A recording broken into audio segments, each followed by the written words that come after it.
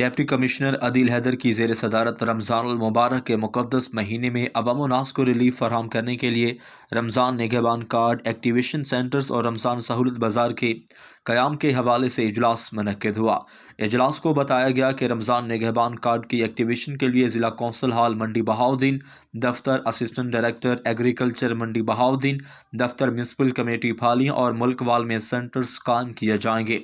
Deputy commissioner نے مزید ہدایت دی کہ رمضان بازار میں کریانہ، آٹا، چینی، گھی، دالیں، کھجور، سبزیاں، پھل اور دیگر بنیادی اشیاء مناسب قیمت اور بہتر معیار کے ساتھ دستیاب ہونی چاہیے۔